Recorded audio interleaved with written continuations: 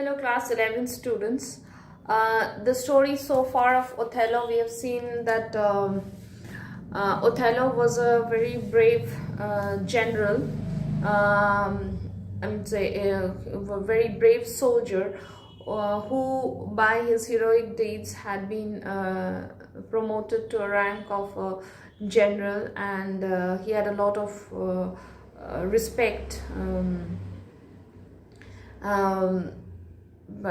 He won the respect of the society, and not only that, he had also won the heart of the charming Desdemona by his way of storytelling. But and They had secretly married, but when Brabantio, the father of Desdemona, came to know of it, he got very angry, and he brought charges against Othello, and he pleaded before the Duke of Venice to give him justice, because he thought that Othello had used some magic, some spells and witchcrafts to seduce gentle Desdemona. But when it was heard in the Senate, everybody understood that Othello is indeed a very a wonderful storyteller, and everybody would be anybody would be charmed,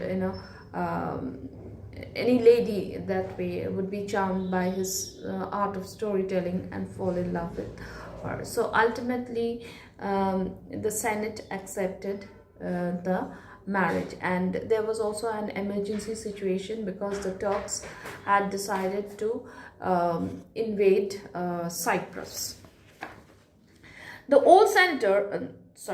statement of Othello was confirmed by Desdemona, who appeared in the court and acknowledged that she was bound by duty to Brabantio for a life and education. But now she had a high duty to perform for her lover and husband Othello, quite like her mother had done years ago by preferring Brabantio above her father.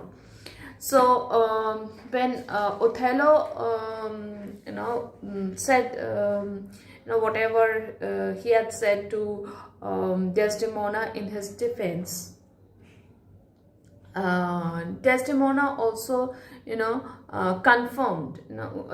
Desdemona also said that yes, Othello hasn't used any sort of witchcraft other than telling me about his adventures. Okay, where such daring adventures where he had he had escaped death several times. So that was it. Who appeared in the court and acknowledged. So, but Desdemona said that yes, I do agree the fact that I'm bound by duty to Brabantio, that is my father, because he is the one who has who has brought me up, and for all my life and education. But now that I'm married to Othello, I have a greater duty towards him, and it's somewhat like my mother did when she preferred Brabantio more than my grandfather. Okay, more than means Desdemona's mother's father, that is her grandfather. Unable to maintain his plea, Brabantio accepted the Moor as a son-in-law and told him that with all his heart he would keep her away from him. So ultimately, Brabantio had to accept Othello as his son-in-law, but he did not do it very willingly. He was so glad that he had no other children, for this behavior of Desdemona would have made him a tyrant and hang clogs on them for desertion. So he said that I'm very lucky that I don't have any other children. If I had more children, then I had to I had to use very cruel methods to them in order to separate them from Desdemona, so that they don't get influenced by this kind of behavior, by this kind of betrayal as Desdemona had done to him. Hang clogs means lock up, means keep them all locked up. If he had more children, he would have to keep them separate, locked up in some place. So that way he would become a tyrant. He even warned Othello about Desdemona, who had deceived her father, might also deceive him. So he left a warning for Othello. It said that, Othello, be careful. Desdemona has betrayed her own father. So you never know that she might betray you too.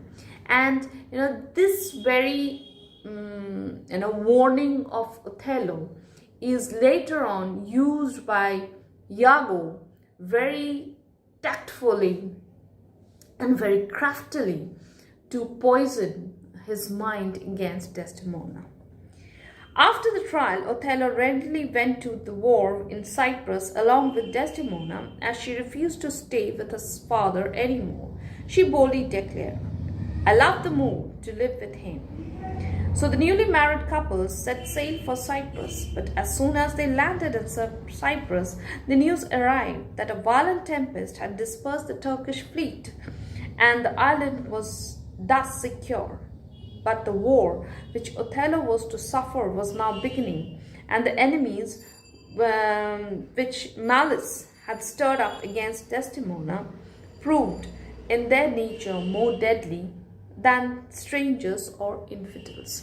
So what happened is that now when their marriage was accepted and Othello had to go to Cyprus, Desdemona also said that she would also accompany him, because now she is the wife of Othello.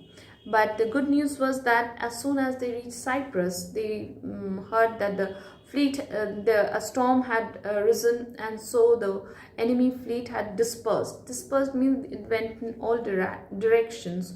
So Cyprus was saved from their invasion. But this is the narrator saying that though this danger was averted, but more dangers were in lay for Othello and Desdemona, which were far more harmful for them than the danger from these Turks. Among the friends of Othello, no one possessed his confidence more than Cassio. He was a young Florentine soldier, amorous, and of pleasing nature, which attracted the women. He was handsome and eloquent. Any married man of advanced years having a beautiful wife would be much alarmed of such a person, except Othello, who was free from jealousy, as he was noble and incapable of suspecting him to be infidel. Infidel means disloyal. So Othello had a friend named Cassio, and Cassio was a very handsome, young, charming man who had all the qualities of winning the heart of a lady. And if there was any other person other than Othello, if a person who is much more older and has a young wife, if he has a friend like Cassio, he would be very cautious about him, but and try to prevent his wife from meeting with such a person. But that was not the case with Othello. Othello did not have any jealousy in him, and he did not suspect Cassio for disloyalty. He had used Cassio in his love affair with Desdemona, for Othello feared that he lacked the amorous qualities of Cassio that would please ladies, and so would often depute Cassio to court for him. Such innocent simplicity being rather an honor than a blemish to the character of the valiant Moor. So instead, what he did, he would sometimes send Cassio to convince Desdemona about his love for her, because he thought that he did not have all those qualities which easily attracted women. It was therefore no wonder if, next to Othello, the gentle Desdemona loved and trusted Cassio. So Desdemona also loved and trusted Cassio. Hence, the marriage of this couple made little difference to their relationship with Cassio. So Desdemona also considered Cassio as their friend.